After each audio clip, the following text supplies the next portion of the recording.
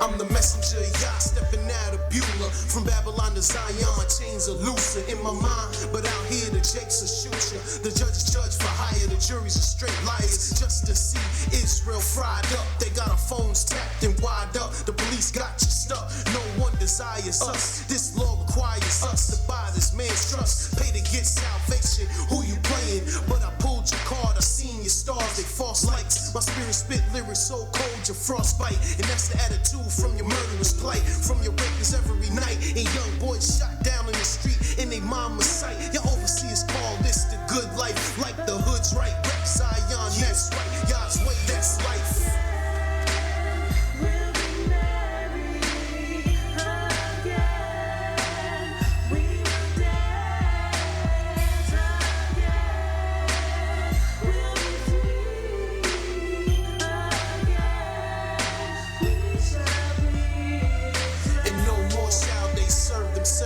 The ships of Tarshish, the glory of Lebanon will offload to Yah's land. That's what we stepping on. The next plane won't miss the Pentagon. The bees is dying, Florida is drying. Look like death coming to Babylon. The nation about to be born. A pure language giving the call on the name of Yah. All people will serve the sun, the black supremacist. No hippie on the stick, looking like Dennis the Menace. The demon is finished. When the wicked fall, the meek increase. Israel is free. Rejoice in the death of the beast. The resurrection of Yah's people. All your children will be righteous. Walking in Yah's likeness. Mirth and happiness. All glory in the land that Yah is blessed. See the truth manifest in Yah's elect.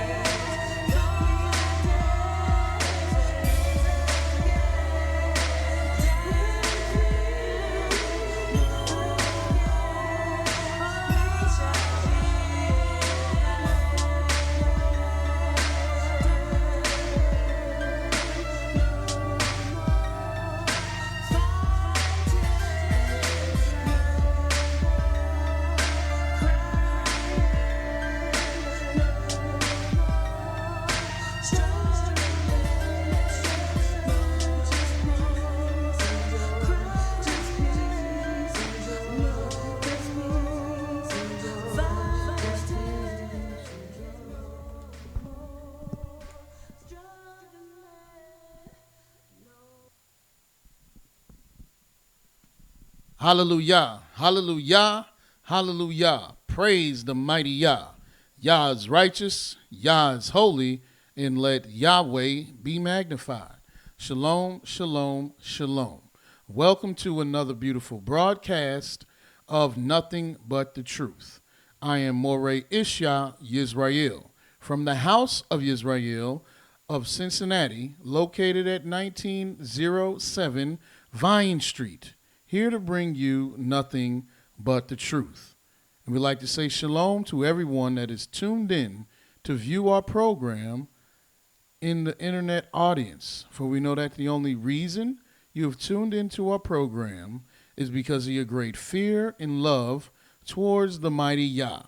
And who is this Yah? Yahweh is the creator of the heaven, earth, and sea, and all that therein is. Yahweh is the Elohim of Elohim, the Elohim of Abraham, Yitzchak, and Yaakov, or as you may know, Abraham, Isaac, and Jacob. Yahweh is the only judge, the only lawgiver, the only king, and the only Redeemer and the only Savior of Yisrael and the world. And Yahweh is the one that has ordained us to bring you his words of truth. And that's what we will do. And today, or tonight rather, here on Nothing But the Truth, we're going to bring you a new series that we will deal with, a new order that Yahweh has given us to show you so that you may do the words of the law. Yahweh will bring you his message. And the only reason that he gives us these messages is for the benefit of the nation of Israel, to be able to know the instructions, the laws, the teachings of the Most High for your own life. And today, we're going to be dealing with a most important order, a most important doctrine, and it is called the purpose of marriage. Yes, you might think of, well, why would you deal with the purpose of marriage? Well, why does anyone get married? Do you know why you get married? Why is marriage such a pivotal institution in the world? It's only marriage that causes such great relationships. It's the marriage that is the foundation of families. It is marriage that is the foundation of communities. Marriage is the foundation of nations. Marriage is the foundation of the people, or what you may call the human race. So it is most important to understand the purpose for marriage. Why are you getting married? Why do you get married? Why would you get married? Today, in this world today, many people get married because they fell in love. They get married because of money. They get married because of all kind of reasons, yet are they getting married for the purposes that Yahweh has made marriage for? Marriage is the only relationship between a man and a woman that Yahweh has sanctioned. It's the only relationship between man and woman that Yahweh recognizes. He doesn't recognize boyfriend and girlfriend. He doesn't recognize commonwealth marriage. He doesn't recognize these various heathenistic types of marriages that people think they have. Somebody finds somebody they like real good, they say, that's wifey, or that's my husband, and y'all haven't been married at all. But Yahweh has a purpose for marriage.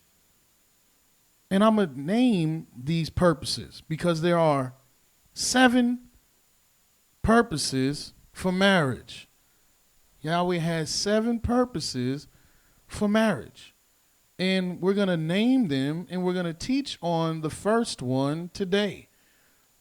But these purposes for marriage, once you see them, you'll see very clearly that yes, Yahweh does have a plan, and it is way bigger than what you got married for. The first purpose of marriage is to be good, or to establish goodness. Because Yahweh said it is not good for man to be alone. The second purpose for marriage is to establish oneness, or to be one, or to establish unity. However you want to say it, but it's to be one. The third purpose for marriage is to be fruitful. Yahweh said, be fruitful and multiply, which is the fourth purpose of marriage, to multiply. And the fifth purpose of marriage is to fill the earth. And the sixth purpose of marriage is to rejoice. Yah said, rejoice with the wife of your youth. Live joyfully with the wife whom thou lovest all the days of your life. And the seventh purpose of marriage, which is the most holiest purpose of marriage, to raise a holy seed. So Yahweh has purposes for marriage. And these purposes we'll be going over this week. But why would Yahweh even want you to know the purpose for marriage? Well, what does it say in the book of Ecclesiastes, the 3rd chapter, the 1st verse? And we're blessed to be able to have a reader tonight. Mowreh Napthtali. Praise the mighty Yah.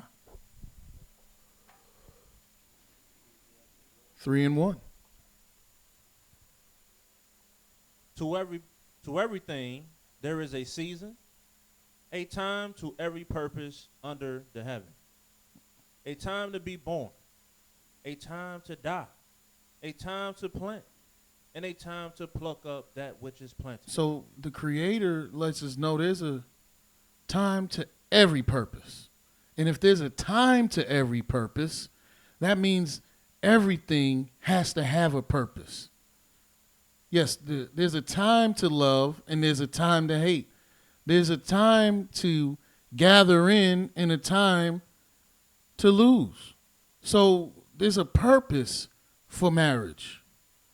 And before you start looking at, well, I'm getting married because I fell in love, what did Yahweh establishes these purposes for? You want to see how Yahweh look at marriage? Look in the book of Jeremiah, the 3rd chapter. Because Yahweh, he is married.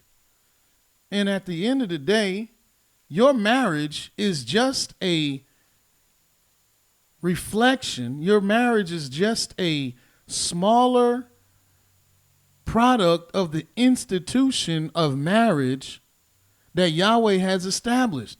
And what greater marriage can there be than the marriage that Yahweh has?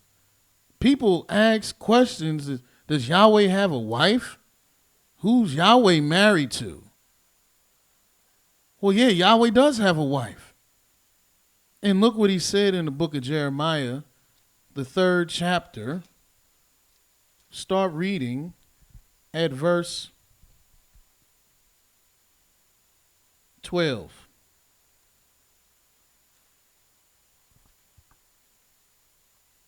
Go and proclaim these words towards the north, and say, return thou backsliding Israel, says Yahweh, and I will not cause my anger to fall upon you. For I am merciful, says Yahweh, and I will not keep anger forever. Mm-hmm. Only acknowledge thine iniquity, that thou hast transgressed against Yahweh your Elohim, and hast scattered your ways to strangers under every green tree. And ye have not obeyed my voice, says Yahweh. Mm-hmm. Turn, O backsliding children, says Yahweh, for I am married unto you, and I will take you one of a city, and two of a family, and I will bring you to Zion. Yeah, I'm married unto you, Yahweh says. He said, all he wants you to do is return. All he wants you to do is acknowledge him and the things you did wrong.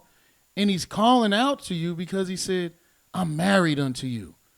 What does that mean to Yahweh, that he's married unto us? That means he's joined unto us. That's what marriage is. You're joined unto someone, unto something. And Yahweh said he is married unto us. He's joined unto us. And how does Yahweh join himself unto us? Yahweh gave us covenants. We're a covenant people. Why do you think we have covenants? Because that's a marriage. Marriage is established with covenant. A marriage is a covenant. It is the most important covenant you can make because it is a agreement between you and the other party that you will be joined together. Your spirits and your souls are joined unto each other. And Yahweh said that he is married unto YIsraEL. Look what he said in Isaiah, the 50th chapter.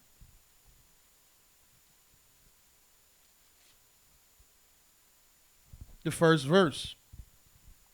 Thus says Yahweh, where is the bill of your mothers, divorcement, whom I have put away? Or which of my creditors is it to whom I have sold you? Behold, for your iniquities have ye sold yourselves, and for your transgression is your mother put away. So Yahweh said, I didn't put you away. I didn't give a divorce. And why would he use this? Because he's like, he's joined. He said the only reason that you are even in the state that you're in is because of what you've done. And this is why, David was a man after Yahweh's own heart. David had multiple reasons to divorce any of the wives that he had that gave him a problem. For instance, his wife, Michal. He could have divorced her. She was a scorner against the word and against the glory of Yahweh. She completely disrespected and dishonored the Most High and his anointed. And he could have put her away. He could have divorced her. But did he? No, he just didn't have no children with her. It was her own actions that allowed her to not be written amongst the wives of David that bore him children. He had 10 wives that slept with his son when he tried to take over his kingdom. And did he divorce them? No, he just put them in ward. Still provided for them food. But he said he wasn't going to deal with them like that, but he didn't divorce them. And why not? Because Yahweh hates divorce. That's what Yahweh said. He hates divorce. And let's look at that in Malachi, the 2nd chapter. Because when you want to understand the purpose of marriage, you got to see how Yahweh looks at marriage. Yahweh married Israel. And why would our marriage be designed any different than how Yahweh is married unto us? In Malachi, the 2nd chapter, the 14th verse. Yet ye say, wherefore? Because Yahweh has been witness between thee and the wife of your youth, against whom thou hast dealt treacherously. Yet is she thy companion and the wife of thy covenant? And did not he make one? Yeah, Yahweh made one. That's one of the purposes of marriage, to be one, united. And yet he made one. And yet had he the residue of the spirit. And wherefore one? That he might seek a Elohimly seed. Yeah, that's one of the purposes of marriage, to have an Elohimly seed or a holy seed. Therefore take heed to your spirit. And let none deal treacherously against the wife of his youth. So not only should the wife not deal treacherously, because Israel, we're the wife. And Yahweh has charged us with being treacherous. But the husband is to not deal treacherous unfaithfully with the wife of his youth. And that's because you made a covenant. You're in a covenant with your wife. And don't be unfaithful to your covenant. And then what did he say? For Yahweh, the Elohim of Israel, says that he hateth putting away. He hates putting away. For one covered violence with his garment. Yeah, he says you just covering up the things that you did, and you trying to point the finger at your wife, and now you're dealing treacherously with your covenant that you made with your wife. You're trying to say she did something, she did this, but it's your spirit that needs to take heed and don't deal treacherous with your wife. Because Yahweh hates putting away. But the divorce rate in America, let alone black America, is astronomical. And why is that? Because you have no clue why you got married. You don't know why you got married because you didn't ask Yahweh, what is the reason? What is the purpose for marriage? You fell in love, you went on a few dates, you got hot, and then you're married. They get married in Las Vegas just because they done won a bunch of money and they got hot and they go and get married. And then they go and get a divorce. You have children and then you go, well, we got children, let's get married. And that's all out of order. But Yahweh has purpose for marriage, reason for marriage. And look how the Most High wants you to deal with marriage. If Yahweh married Israel, and what did he marry Israel for? There had to be a reason he chose Israel. There had to be some kind of purpose and some kind of thing he wanted to do with Israel. Yahweh obviously didn't marry Israel for romance. He didn't marry Israel for sexual reasons. So why are we getting married? Because all the romance, all the sexual desires, all the things that you did when you was young, that's going to expire. There's going to just be you and your wife and y'all smelly breath and your dusty hair. Because you're going to wake up next to each other every day. Be with each other for years on end. And it's not always going to be how it was when you picked her up on that first date. How it was when y'all walked down the aisle. There's going to be hard times. There's going to be good times. There's going to be sick times. So you can't always be wrapped up in the teddy bears and the chocolates. Why did you get married? What did Yahweh want to do with his wife? And let's see what Yahweh wanted to do with his wife. It's in the book of Exodus, the 19th chapter. Because we got to know what this whole marriage is for. And it's fitting that we discuss marriage at this time. Because we are in the third year. We're still in the third year. And what is the order of three? Yah's servant on earth. And Yahweh is joined to his servant, but Yahweh uses his servant to bring other people together.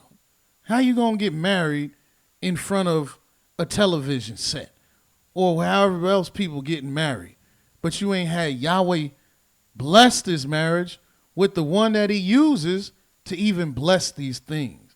In Exodus, the 19th chapter, let's go to the first verse. Or let me see if we can expedite just a little bit. But Exodus 19, we're going to start reading at verse 4. Yahweh speaking to Moses. Ye have seen what I did unto the Egyptians, and how I bare you on eagle's wings, and brought you unto myself. So he's letting them know, you saw that I came and got you. I came and saved you. I put down a whole kingdom just to get you. Mm-hmm. Now therefore, if ye will obey my voice indeed. Obey my voice. And keep my covenant. Because that's what marriage is about. It's about this covenant. Then ye shall be a peculiar treasure. That means you are different. There's nothing like you. I don't have anything like you. You are peculiar because you are something special. You're a peculiar treasure. Unto me above all people, for all the earth is mine. Yeah, that's why Yahweh made you a peculiar treasure above all people. All the earth belongs to the Creator. Every rare mineral you could find under the earth, every rare jewel you can find under the most hot volcano, all the rare plants, all the rare things you can find in the whole entire world belongs to Yahweh. Everything belongs to Yah. And there are multitudes of people, tall people and short people, big people and little people, rich people and poor people. But you are peculiar above all people of the earth.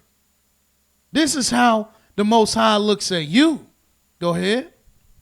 And ye shall be unto me a kingdom of priests. You'll be a kingdom of priests. And a holy nation. You'll be a holy nation. These are the words which thou shalt speak unto the children of Israel. That's the proposal Yahweh gave to the children of Israel. You listen to me, you obey my voice, you're going to be the most peculiar treasure on the entire earth. For all the earth is mine, and you're going to be a kingdom of priests and a holy nation. But what is a priest? A priest is a caretaker. A priest is a person that takes care of something holy. Not only that, a priest is somebody that prays for you. A priest is somebody that blesses you. A priest is somebody that teaches you. A priest is somebody that leads you. A priest is somebody that heals you. A priest is somebody that judges. And Yahweh is using Israel for these duties. Just look at what the priests do.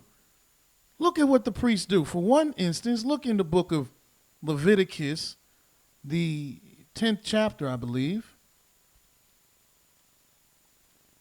And think, why are you even trying to get you a wife or a husband? If you're the wife, do you need somebody to listen to? Somebody to be that power for you? Be that protector? Give you that order? Teach you those ways of justice and judgment? Or are you just looking for somebody to lay down with? Yahweh has a deep meaning for this marriage. In Leviticus, the 10th chapter, we're going to go to verse 9 or verse 8. And Yahweh spake unto Aaron, saying, do not drink wine nor strong drink, thou nor thy sons with thee. Yeah, don't get drunk at a particular time. When you go into the tabernacle or the congregation. Yeah, don't get all drunk when you're about to go into my house. Lest you die. Because you will die. And why would he put such a responsibility on the priest? Go ahead. It shall be a statute forever throughout your generations. Meaning you can never change this thing here. Don't ever come up in my house drunk. Mm-hmm. And that you may put difference between holy and unholy. Because you have to put a difference between the holy and the unholy. That's what the priest does. You got to put a difference between what is holy and what is unholy. And if you're drunk, you're not going to be able to discern. Go ahead. And between unclean and clean. Yeah, you got to put a difference between what's clean and what's unclean. Mm-hmm. And that you may teach the children of Israel all the statutes which Yahweh has spoken. And you have to teach Israel. That's what the priests in Israel do. They teach Israel. But if we're going to be a kingdom of priests, who are we teaching? I'll show you in the book of Isaiah, the 1st or the 2nd chapter. And then we're going to get into this first purpose of marriage. But you got to understand the big picture. You got to see what Yahweh is saying.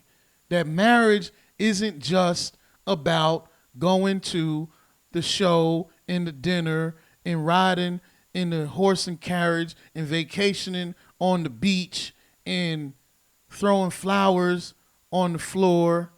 Those are all the things that are part of a lovely, romantic, enjoyable relationship, but that is not the main reason. You can't have the icing on the cake before you bake it.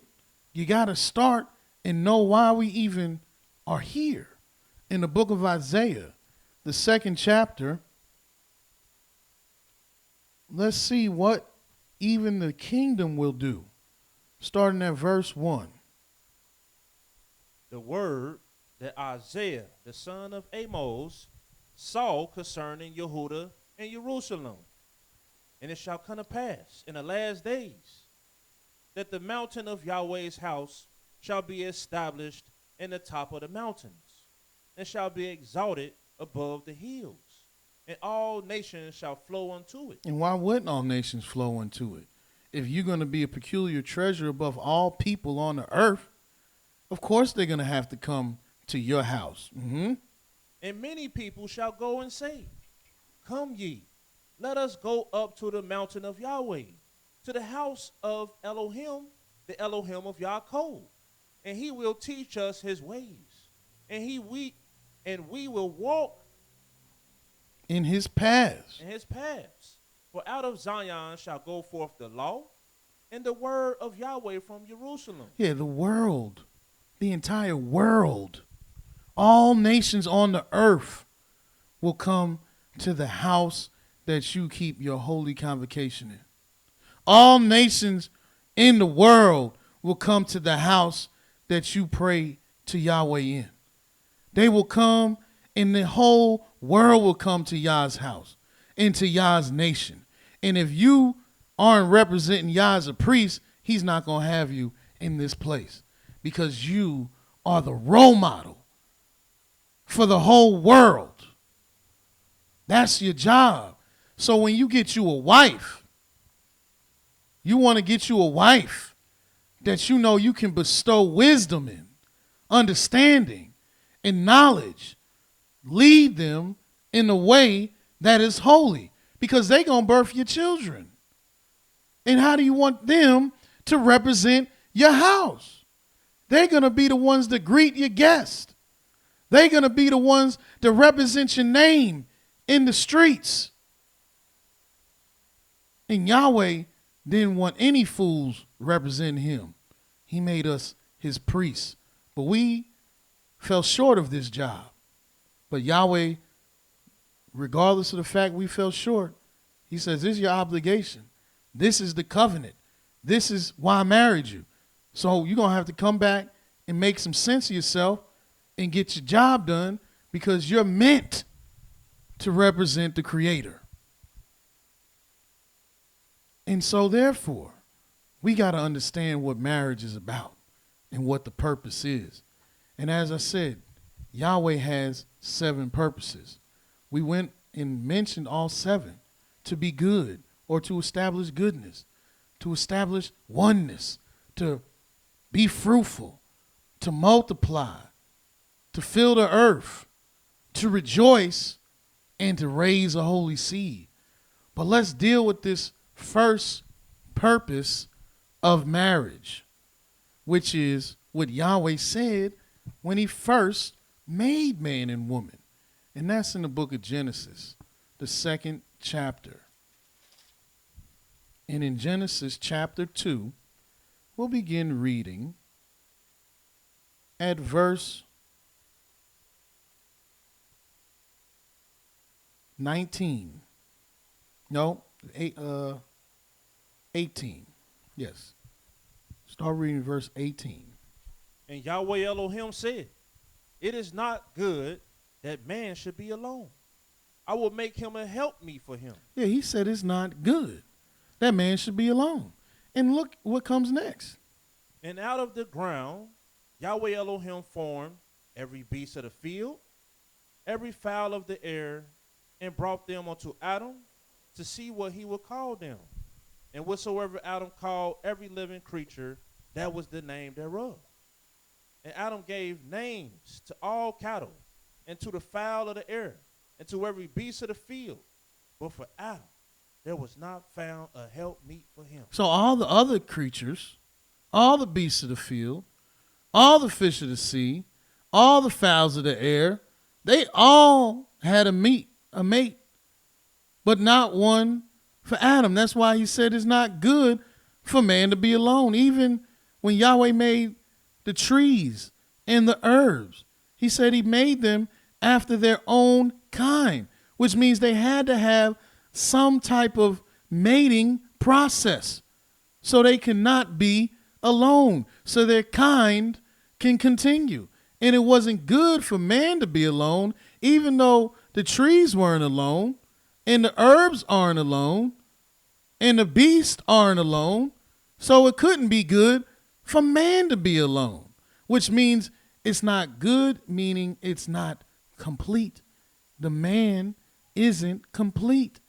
And so he made a helpmeet for him. Keep reading. And Yahweh Elohim caused a deep sleep to fall upon Adam, and he slept. And he took one of his ribs and closed the flesh up instead thereof. And the rib which Yahweh Elohim had taken from man made he a woman and brought her unto the man.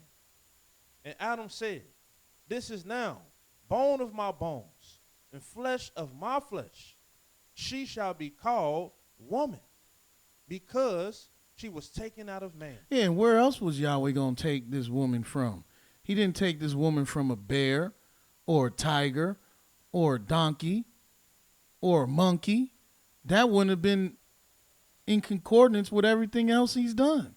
So he took the woman right out of the man. And he said, this is bone of my bones and flesh of my flesh. She shall be called woman, for she was taken out of man. In Hebrew, he just said she shall be called IshiYAH, for she was taken out of the Ish. So this woman can't be without her man either. A lot of people think the man is the one that can't be alone. But the woman, we cool. We cool. I don't need no man. Well, yes, you do. Yes, you do. The man needs the woman, and the woman needs the man. That is the basic biological structure of Yahweh's creation. He made man and woman to be for each other. That's how you are complete. That's why Yahweh said it's not good. Because Yahweh don't look at good like we look at good. Yahweh sees something good when it's wholesome, when it's whole, and when it's complete. Look at the book of Numbers, the 23rd chapter. To establish this goodness, you got to understand that you can't think that you'll be okay. What do you think good is anyway? People think good is my bank account's filled up, my bills are paid, my car is shining, my house is good, my kids are good, I got a job, I'm good. No, you ain't good if you missing the one thing Yahweh said makes you good. How you gonna go against what the Creator said and think you good? I don't care how good you think your life has been or is gonna be or was. Unless you done had what Yahweh said make you good, you haven't experienced and you haven't even been established with goodness. And in Numbers, the 23rd chapter, verse 19 reads here. Elohim is not a man that he should lie, neither the son of man that he should repent. He hath said, and shall he not do it? Or have he spoken, and shall he not make it good? Yes, if he spoke it, shall he not make it good? Meaning, shall it not come to pass? Because if it don't come, it ain't good. It ain't complete. It hasn't been fulfilled. That means you're not fulfilled if you're not good. If you don't have a woman, you're not fulfilled, man. And if you don't have a man, you're not fulfilled, woman. Because Yahweh said this is how you even become good. Look what Yahweh said in Proverbs, the 18th chapter. All this Babylonian philosophy of the battle of the sexes. Men are from Mars and women are from Venus, and male chauvinism and female feminism. All these things that cause division, that has pitted man against woman, is the tool of Satan. Yahweh has no interest in all of these divisions between man and woman. He made man and woman to be together. In the book of Proverbs, the 18th chapter, what is that verse? Is it 19?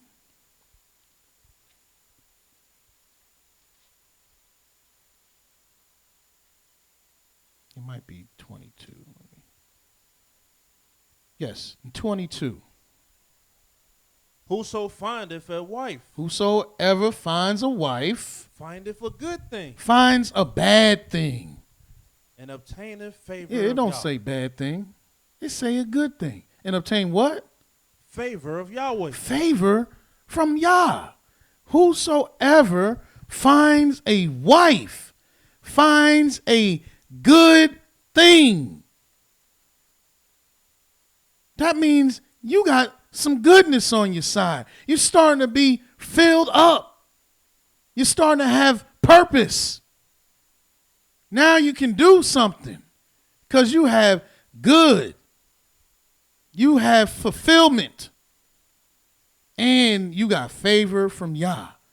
See, Yahweh, he's not going to give somebody this good thing if they ain't got no favor from him. He's like, no, I'm going to let that man walk dry and alone.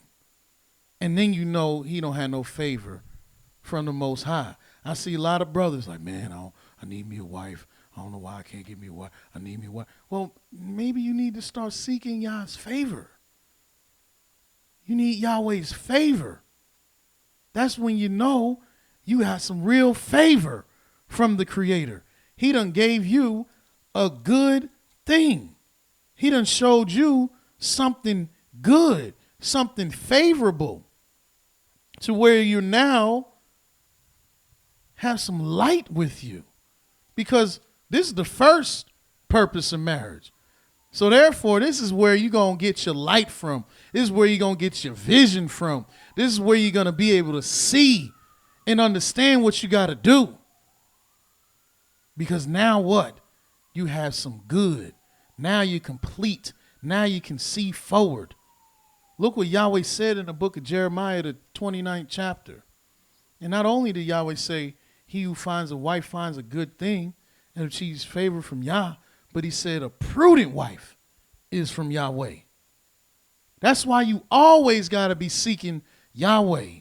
Because you might find you a woman and you might rush and get married to her, but then you realize this woman ain't prudent at all. She's off the charts. She don't even look at her own steps, let alone be able to have my back.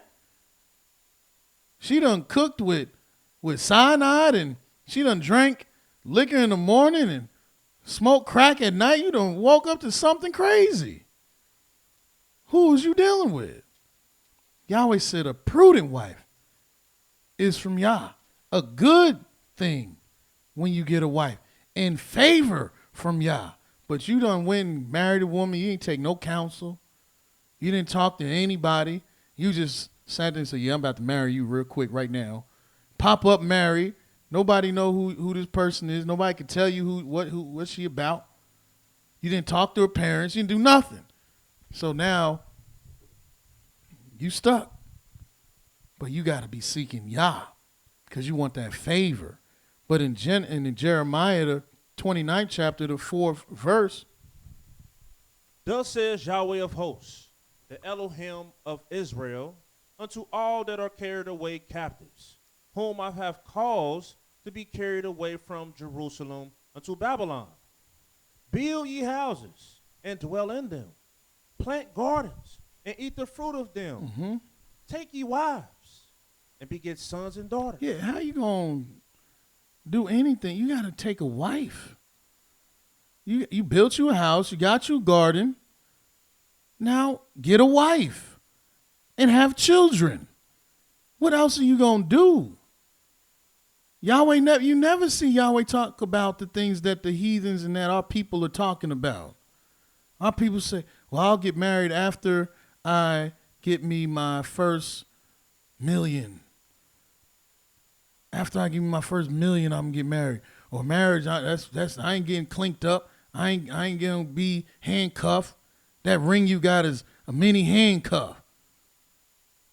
People don't even look at marriage the way they should be looking at marriage. Yahweh said, get you a house, build a house, plant you a garden, and get a wife. So you can be good. So you can be established and be whole with goodness. Look in Psalms 111, because you got to understand goodness is about being complete. Your woman completes you. Your man completes you. Why do you think the most natural thing a husband and wife say to each other is, you complete me? Oh, that's complete. My other half. Where do you think this come from? Because that's what completes you. It's only when you start following after the ways of the heathens, the foolishness of the nations, is when you start forgetting what you even got married for. In 111 of Psalms, verse 10 says, the fear of Yahweh is the beginning of wisdom. A good understanding have all they that do his commandments. If you do Yah's commandments, you have a complete understanding, because now you're doing his commandments. And you're not complete if you don't do his commandments. Just like you're not good if you don't have a wife, if you're not married to a husband. You have to have this goodness. This is what makes you whole. How else are you going to deal in this world? Why do you think the Creator says this? It's in the book of Isaiah, the first chapter. Why do you think the Most High talks like this? And you go up to these women today that don't have husbands, but they have children. You ask them, what do you need? They'll let you know they need a man. They need a husband. The honest ones will. The haughty ones will tell, I don't need nothing.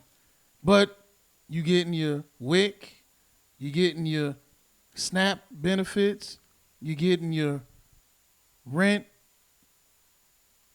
controlled housing, all the things that the government is providing these women that say they don't need nothing. Yeah, and still, then who take away the government? What you gonna need? But the honest ones will tell you they need a husband. Isaiah 1 verse 16. Wash you, make you clean. Put away the evil of your doings from before my eyes. Mm-hmm. Cease to do evil. Learn to do well. Seek judgment. Relieve the oppressed. Judge the fatherless. And plead for the widow. The widow. Why would Yahweh want you to plead for the widow or the fatherless if he thought it was okay to not have a husband? A widow is someone whose husband has died.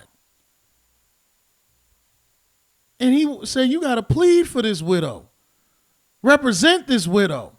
Stand up for this widow. Help this widow. Because she don't have a husband. She's incomplete. She needs help. Yet you got women running around here talking about, I don't need no man. Yes, that's exactly why you need a man. Because if you had a man, you would understand why you need a man.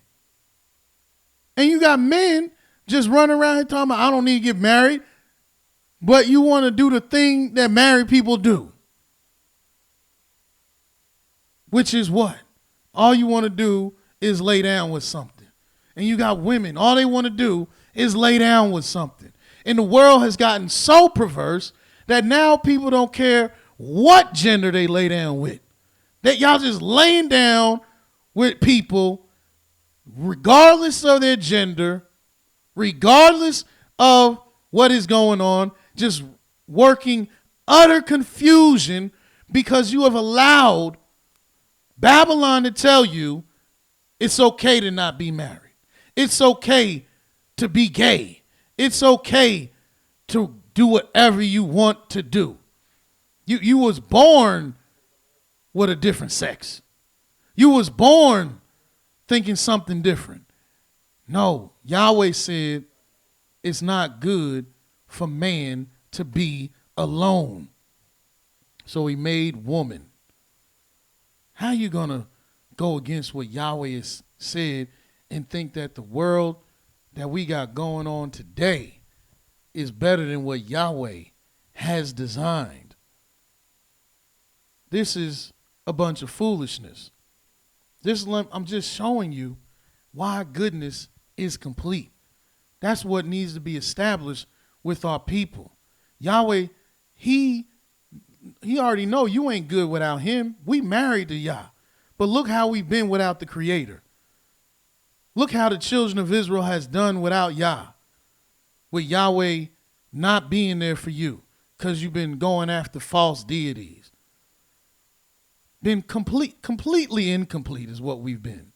Wholly cut off and not knowing which way to go. At one point in time, and still for a good amount of people, we ran around here thinking that the actual dark of the night, when the stars and the moon and the owls and the coyotes is out, they eyes glowing, we call that the morning. Walking around here, I get into the grocery store and it's the middle of the night and they be, good morning. It's the middle of the night. That's how incomplete we've been. Because we didn't have our husband. Because we didn't have our Elohim. We just, middle of the night, good morning. Middle of the winter, in the middle of the night, Happy New Year. That just looks amazingly foolish. You got men, black men, that ran this country and said it's okay to be gay. That's how cut off we've been. You got men dressing up like women because we have no leader. But once you find the Most High and you start to see he has an order to all of this, now you know Yahweh wants you to be whole. But you represent a bunch of inconsistent and incomplete things when you don't have that thing that you look at as something small anyway. But the woman is the most important aspect that you can have in your life. You need this woman, and she needs a man. Look what Yahweh did in Genesis, the first chapter. Because you need to understand, if you're not good, you're not finished. You're not complete. You could have the biggest house and 20 cars and no woman, and you're not going to be good. In Genesis 1, verse 7. And Elohim made the firmament and divided the waters which were under the firmament from the waters which were above the firmament, and it was so. And Elohim called the firmament heaven, and the evening and the morning were the second day. And Elohim said, let the waters under the heaven. So right there, we don't hear Yahweh say anything about that. It was good. Even though when he made the light, he said that he saw the light and it was good. When he made the earth and the trees and the herbs and the grass, he said it was good. When he made the fish of the sea and the fowl of the air, he said it was good. When he made man, beast, and cattle and creeping things, he said it was good. But why didn't he say it was good when he made heaven? Something ain't complete. But let's look at verse 14 of Genesis, the first chapter. And Elohim said, let there be lights in the firmament of heaven. So he put these lights in the firmament of heaven To divide the day from the night. Mm-hmm. And let them be for signs and for seasons and for days and for years. And let them be for lights in the firmament of heaven to give light upon the earth. Mm-hmm. And it was so. And Elohim made two great lights, the greater light to rule the day and the lesser light to rule the night. And he made the stars also. And Elohim set them in the firmament of heaven. Again, he set these in the firmament of heaven To give light upon the earth, and to rule over the day and over the night, and to divide the light from the darkness. And Elohim saw that it was good. Yeah, now he said it's good. Why? Because it's complete now. Now the heavens is finished. Now the heavens have the lights in them so they can shine light on the earth. And now it's good. But he didn't say it was good when he just made the heavens, because it wasn't finished. It wasn't complete. And he looked at man when he just made man. He said it's not good for this man to just be alone. So I'm going to make him a helpmeet, a woman, so you can be whole. So why would a woman think that she could be alone when you was made for the man? That's what you was made for. And that's how you become good.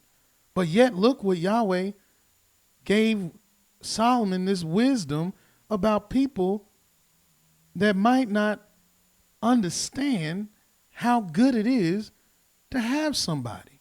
In Ecclesiastes, the 6th chapter, start reading in the first verse. In Ecclesiastes chapter 6.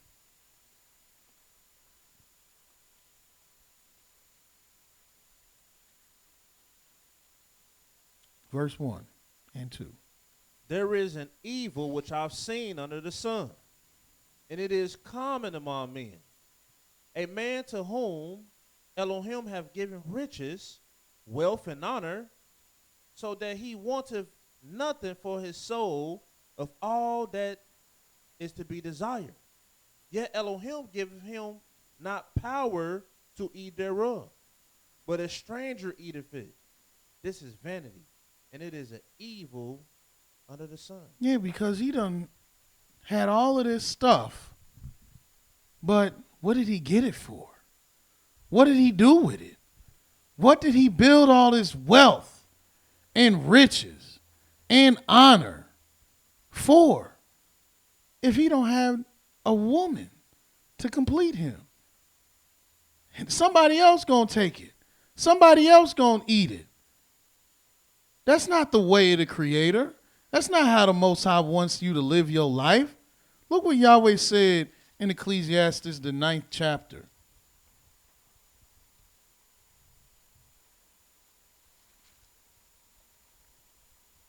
Look at verse 7. Go your way, eat thy bread with joy, and drink thy wine with a merry heart. For Elohim now accepteth your work. Yeah, so eat your bread and be happy that you got your bread. How did you get your bread? You had to work for this bread. Be happy that you got your wine. You had to work for this wine. This is when Elohim accepts your works. Mm-hmm. Let thy garments be always white. Yeah, make sure you step out in clean garments. Why are you going to be all depressed and dusty and dirty stepping out? Let your garments be white. And let thy head lack no ointment. We don't need to see flakes coming off your head. Don't you care about yourself? Enjoy your life. Mm-hmm. Live joyfully with your wife whom thou lovest all the days of the life of thy vanity. Yeah, live joyfully. That's one of the purposes of marriage, to rejoice.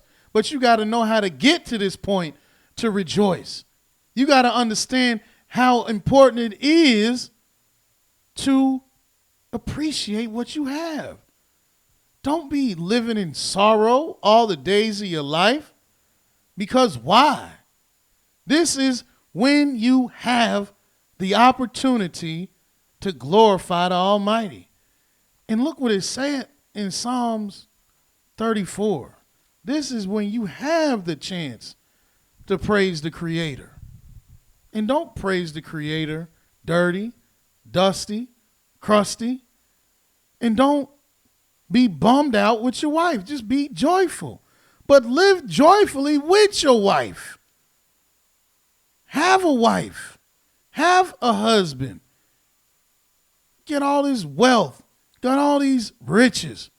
Yet you don't have any joy.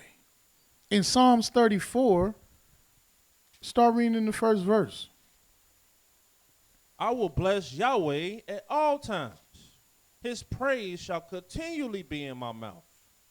My soul shall make her boast in Yahweh. Yeah, my soul shall make her boast in Yahweh. Why didn't David say, my soul shall make him boast in Yahweh? Because he's not trying to make him boast at this particular time. He wants to live joyfully with his wife, and he's going to make her boast in Yah. See, the way you live, the way you praise Yah, is going to rub off on other people, and especially your wife. You want to make her boast in Yahweh. My soul shall make her boast in Yahweh. The humble shall hear thereof and be glad. That's why David wasn't feeling my call. David was dancing to Yah, singing to Yah. The whole nation's bringing up the Ark of the Covenant, in which Yah's word is housed in, to bring it to his tabernacle. It's a celebratory time to glory in the goodness of Yahweh. And what was Michal worried about? David dancing, his shirt raising up, dancing in front of the other women who she thought she was better than. She wasn't celebrating. She wasn't happy. She wasn't boasting in Yah. David said, no, that's not how we do it. I'm going to make her boast in Yah. If you can't find a way to be happy about Yahweh, then there's something wrong. But you want to be joyful. You want her to boast in Yah. But how you going to do that if you don't have her? How you going to boast in Yah if you don't have him? These are the things Yahweh wants you to be able to start to understand, so you know why you even going to get married. Or you married and you understand why you are married and what you should be valuing in your marriage. Instead of looking at all the other negative and wrong and crooked things that we look at in our marriages, we're not looking at what Yahweh told us to do, which is be good. You got to be happy and feeling okay that you are good, that you are complete. Yahweh gave you a good thing. Yahweh has given you favor. That's why you should be happy. What chapter is that in Isaiah? Go to Isaiah. I believe it's the 64th chapter. Let me check my concordance real quick.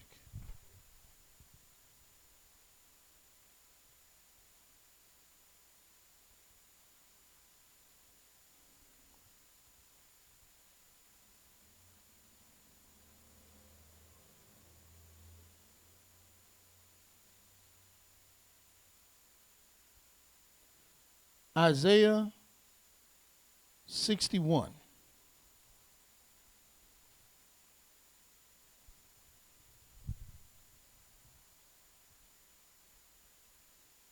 Yes, Isaiah 61. Let's read verse 10. I will greatly rejoice in Yahweh.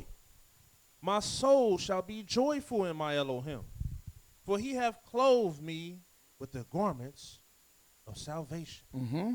He hath covered me with the robe of righteousness, as a bridegroom decketh himself with ornaments, and as a bride adorneth herself with her jewels. Yeah, why does a bridegroom deck himself with ornaments? Why is a bride adorned with jewels? Because They're happy. They feel good. They're about to get married. So don't go and get married and don't have no jewels on. Have some good garments on. Wearing your best. Feeling good about yourself. And glowing and shining. Because this is a time that Yahweh done gave you favor. Yahweh done gave you a good thing. Yahweh done established goodness for you. But you want to get married in yesterday's worse. No, that's not how Yahweh wants you to do it. He wants you to be happy about what's going on. Look at the book of Genesis, the 24th chapter.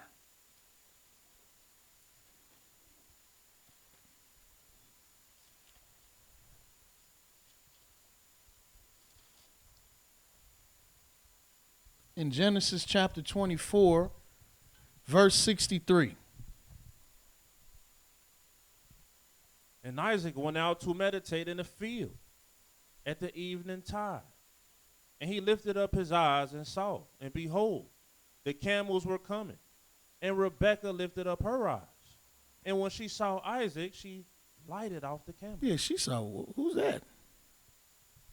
For she had said unto the servant, what man is this that walketh in the field to meet us? She was intrigued. You see how this is described?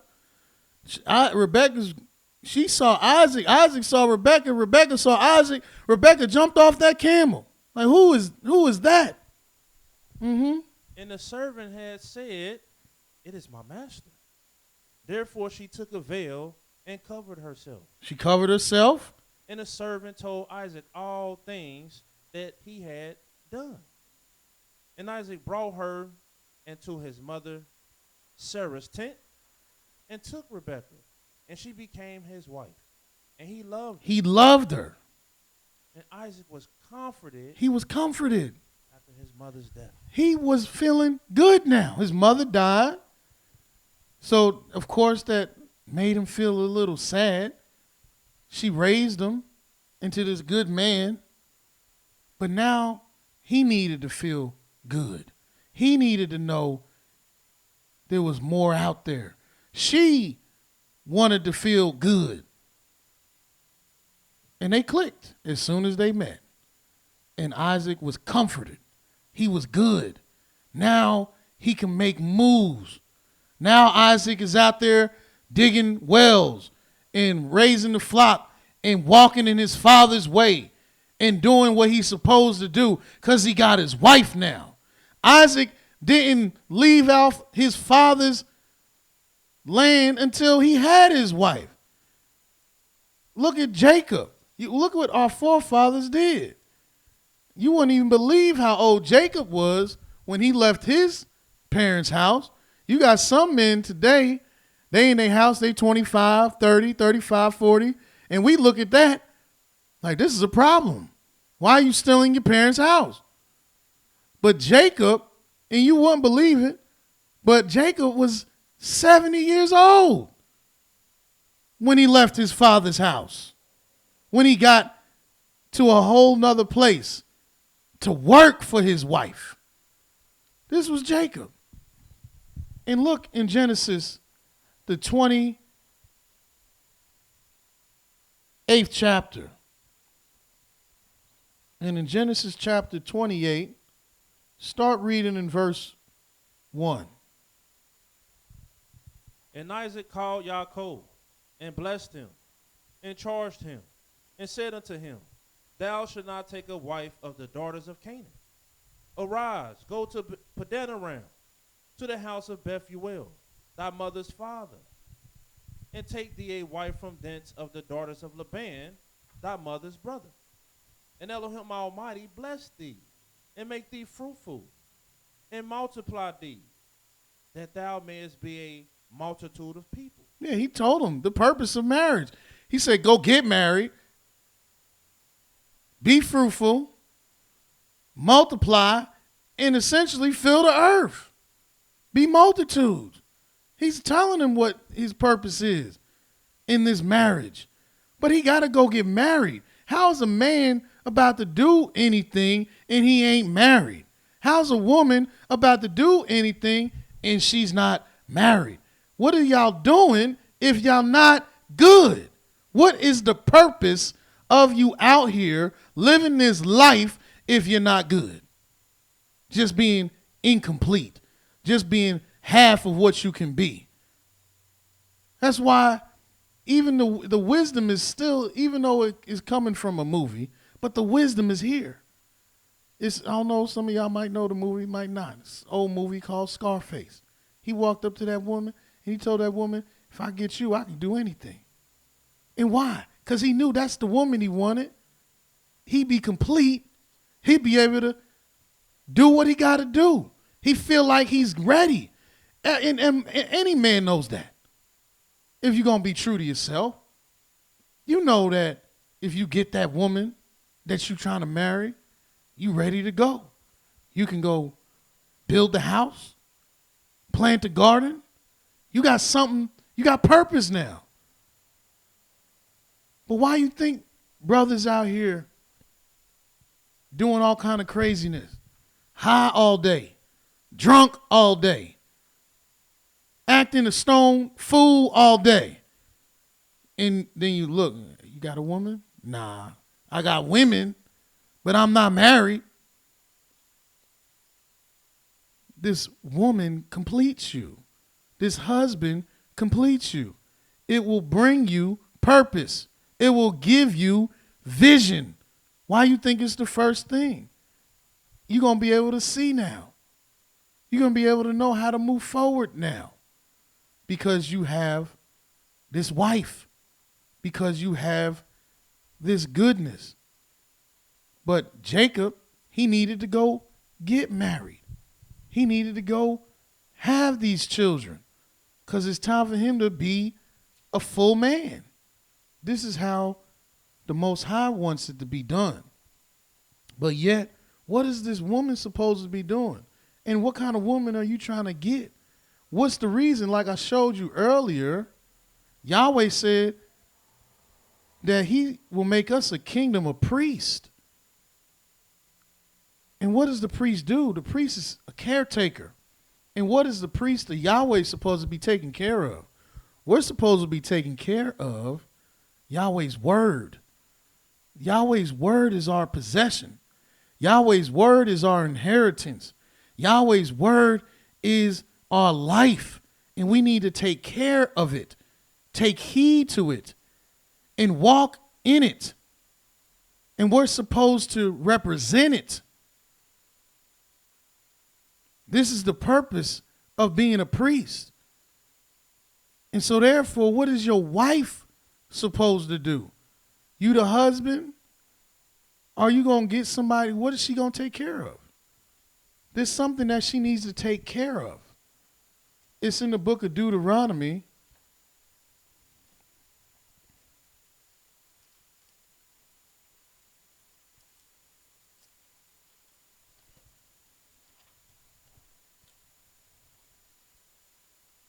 The 20th chapter.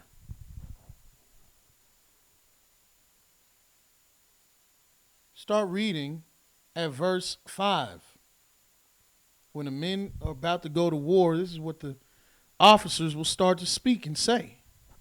And the officers shall speak unto the people, saying, what man is there that has built a new house and has not dedicated it? Let him go and return to his house, lest he die in a battle and another man dedicate. Because you need to have a house to live in. So don't let nobody else take it over before you die. Mm-hmm. And what man is he that has planted a vineyard and has not yet eaten of it? Let him also go and return unto his house, lest he die in the battle. Yahweh cares more about you eating of your own fruit, of your own garden, living in the own house that you have, than he does about you being another soldier on the field. You know this is not the ways of the heathen. America can't be the greatest nation on the earth, and they don't allow men to do this. You know they don't go in front of the battle. before the men go out to war and say, how many of y'all ain't, how many of y'all? Because you know a man just got married the other day and got deployed. And America don't care nothing about that. But Yahweh is righteous. And look what else he said. And another man dedicated. And what man is he that has planted a vineyard and have not yet eaten of it? Let him also go and return unto his house, lest he die in the battle and another man eat of it. And what man is there that has betrothed a wife and have not taken her? Let him go and return unto his house, lest he die in battle and another man take her. Yeah, the Most High wants you to be able to enjoy your wife. Get married. You betrothed, but you haven't actually joined yet. Well, go get married. Don't let nobody else take your wife. You die before you even be joined unto her. This is not how the Most High wants it to be. He wants you to be good. He doesn't want half men on the battlefield, half men on the war field. Yahweh don't want half men representing him. You half a man. You part of a man. If you haven't gotten that wife, you just part of a person. You don't even know what goodness is. Can't you understand that? He said it's not good for man to be alone. Meaning if you don't have a wife, you don't even know what goodness is. Because you haven't even done the things that Yahweh said is good. But it's this house that you got. It's this garden that you got. And you need this wife. And what is she supposed to do with all that you have acquired? Why are you bringing her into your life? What is her purpose? To help you. But how? What is she supposed to represent? Look in the book of Proverbs, the 14th chapter.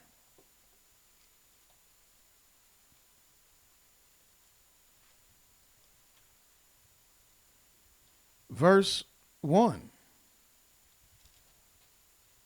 Every wise woman buildeth her house, But the foolish, plucketh it down with her hand. you want your woman to build your house. You might be able to build you a domicile, a tent, a tabernacle, whatever structure, and y'all have a living quarters. But what is that? You want this woman to build your house. You supposed to be like Abraham. You supposed to be like David. So this woman could be wise and she builds your house. This is how Abraham did it. Look at the book of Genesis, the 18th chapter. Because once you got this goodness, now there got to be a reason. There got to be some kind of purpose for this woman, for what you got her for. What did Yahweh say about us? When Yahweh proposed to us, he said, if you obey my voice and keep my covenant, then I will make you a peculiar treasure unto me. And you'll be above all people of the earth. You'll be a kingdom of priests. You'll be a holy nation. Yeah, what are you proposing to your wife? Give with me, baby, I'll show you the world. What's that? She can get on a plane and go around the world herself. What are you going to give her? What are you proposing to her? You should be proposing to her essentially the same thing Yahweh proposed to us. You're going to be peculiar unto me. You're going to be holy unto me. You're going to be wise. We're going to be shining and be bright. And we're going to glorify the Most High. What did Yahweh even have his people for? Israel. To bless the world. You want this woman to be a blessing. Isn't that what you want to be? Look what Yahweh said about Abraham in Genesis, the 18th chapter the 19th verse. For I know him, that he will command his children and his household after him. Yeah, he going to command his children and his household after him, meaning after how he do. Mm-hmm. And they shall keep the way of Yahweh. They going to keep the way of Yah. What, you going to get you a wife and she's not going to keep the way of Yah? She's not going to use wisdom? She's not going to keep the way of Yah in your household? They're going to keep the way of Yah? Uh-huh. To do justice and judgment. To do justice and judgment. That Yahweh may bring upon Abraham that which he has spoken of him. And don't we want Yahweh to bring upon us that which he has spoken of us if we obey his voice and keep his covenant, that we will be a peculiar treasure and that we will be above all people of the earth and that we will be a kingdom of priests and that we will be a holy nation? Don't you want to keep the covenant with your wife, that she will be special, that you and her will grow and build a house and walk in the ways of justice and judgment and be a blessing? This is what a wise woman uses to build her house with. This is what she's going to build her house with, these wise hands. Look at David in the book of 2 Samuel 23.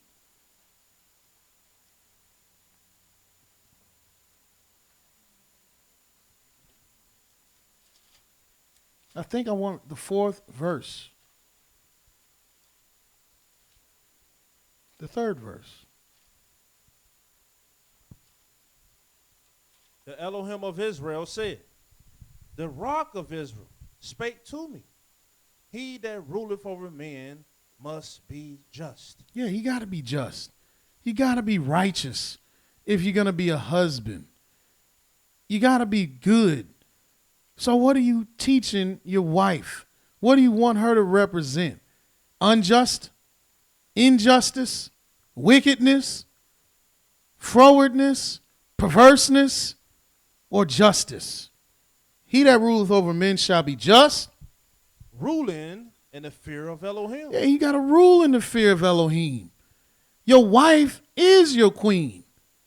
You want her to rule in the fear of the devil, in the fear of man, in the fear of herself, or the fear of Elohim?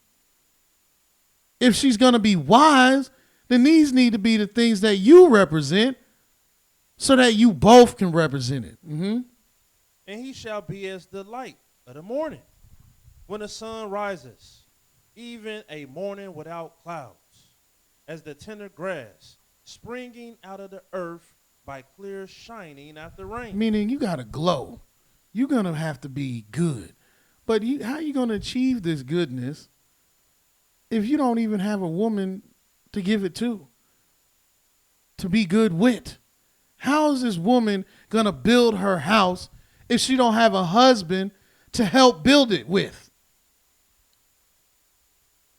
We need to understand that Yahweh wants us to be married so we can establish good and not walk in vanity.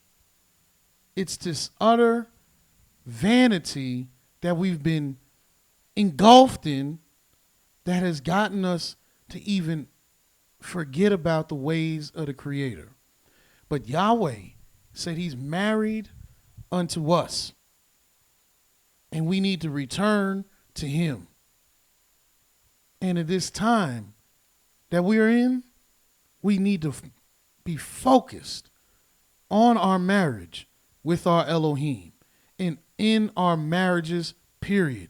And not only be focused on the marriage with our Elohim and in our marriages, but seeking to be married. If you're not married, you should be married if you are capable.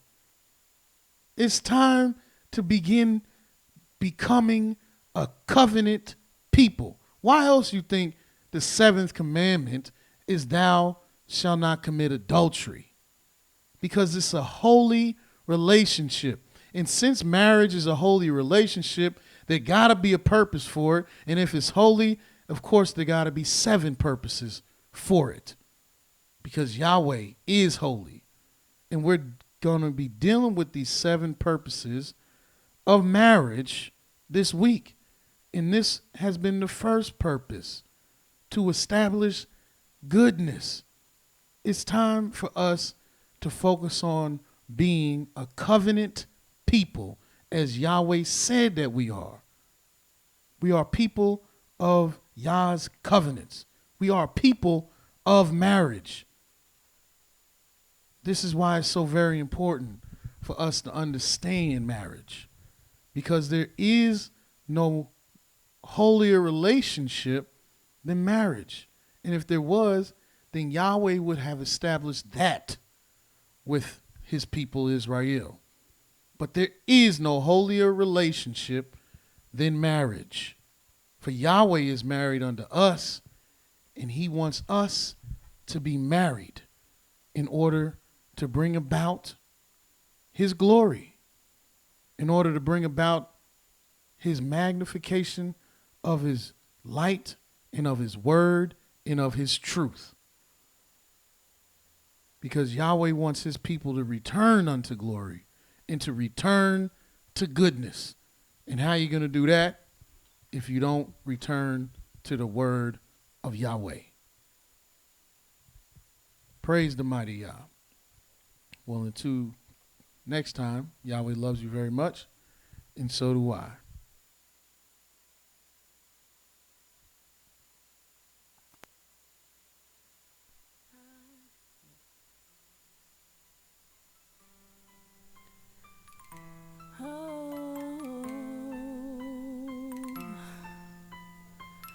Fourth Tribe Entertainment. It's gonna be a new day. It's gonna be a new way. You must think that you're our king. Yehuda, Fourth Tribe ENT. It's gonna be a new day. It's the beginning of a new way. You could never be our king. Yehuda, rep Yah with me. It's a dawn of 400 years, 400 years since we've shed our first tears, 400 years since my ancestors slain, 400 years since we all knew his name. 400 in this land, Babylon, the bases of many kings. Yah's name is gone. We are the mighty Yehuda,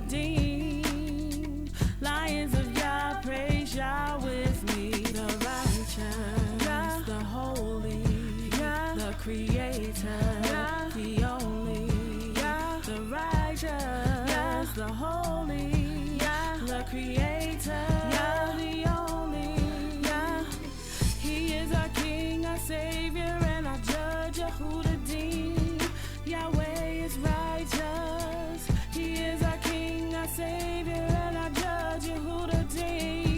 Yahweh is righteous. It's gonna be a new day.